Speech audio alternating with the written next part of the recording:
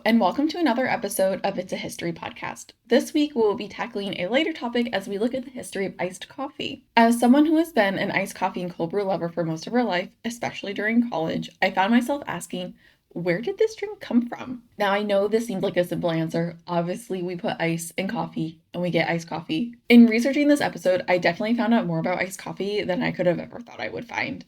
We will be going over the origins of iced coffee, cold brew, some examples of advertising from the early to mid 1900s, and of course, my own opinions of iced coffee. This episode is meant to be a lighter look at a fun topic, as I have some information-heavy episodes up on the docket for the next few weeks. This episode served as a slight brain break for myself before I dove into those more information-dense topics. So with that, let's begin our caffeinated descent into the world of iced coffee. So where did iced coffee first come from?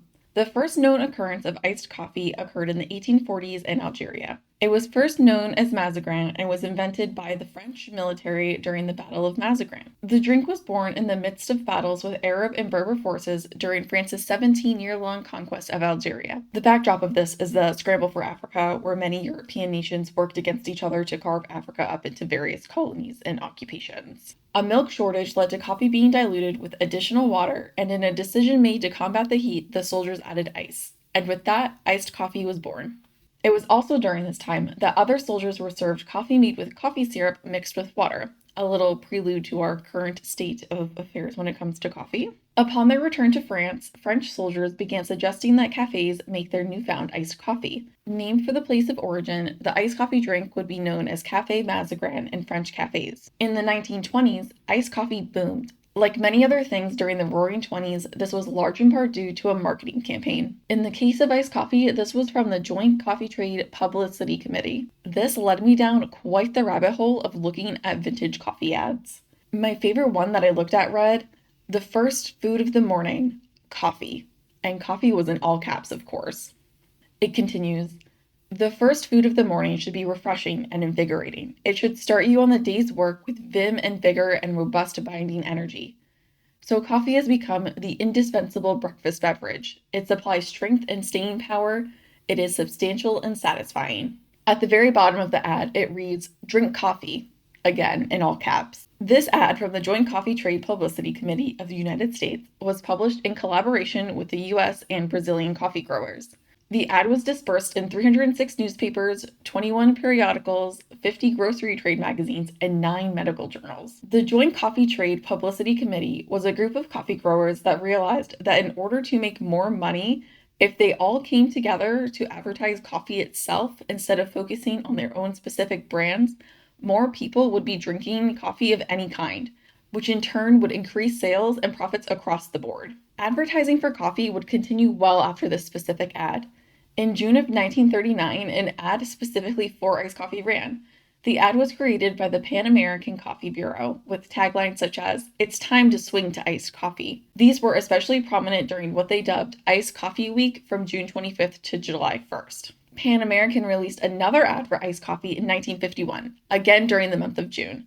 This one stated that it's never too hot to drink coffee because you can drink it iced. Simple and effective marketing in my book. Coffee itself was just really heavily advertised during this time. There would be ads for regular coffee, coffee with every meal, and of course, the topic of this episode, iced coffee. Iced coffee is still ever increasing in popularity. From 2009 to 2013, iced coffee's menu space increased by 5%. And with current young adults aged 18 to 24, 38% of the group consumes iced coffee, which is higher than any other age demographic. Additionally, since 2014, there has been a 60% increase in the number of Americans aged 13 to 18 drinking iced coffee.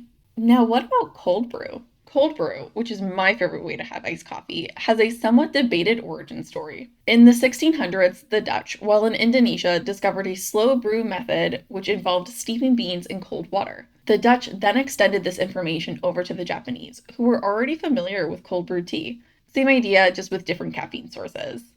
Cold brew originally became known as Kyoto due to its popularity in the Kyoto area of Japan. Cold brew is less acidic than iced coffee due to the nature of the different brews. Cold brew is typically steeped for 24 hours, creating a concentrate, while iced coffee is typically double the grounds of a regular pot of hot coffee. which is then poured over ice to dilute the coffee to a typical brewed coffee strength. Both iced coffee and cold brew have existed for hundreds of years, but it was not until the late 90s and early 2000s, with the explosion of chain coffee shops and the commercialization of iced coffee, that these drinks experienced exponential growth. Some anecdotal experience from myself. I did work at Starbucks for about a year, and I can safely say that iced coffees and iced lattes were definitely the most popular drinks that we served in the morning.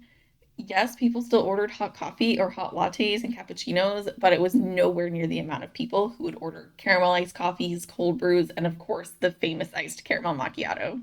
I myself am partial to a cold brew with cold foam, but I'll still take a nice iced chai tea latte any day. It does also make sense that iced coffee drinks are growing in popularity among 18 to 24-year-olds. Those are college age people, and I know at my university there was at least 5 separate coffee locations with a Starbucks right as soon as you walked into the library to fuel any and every study session.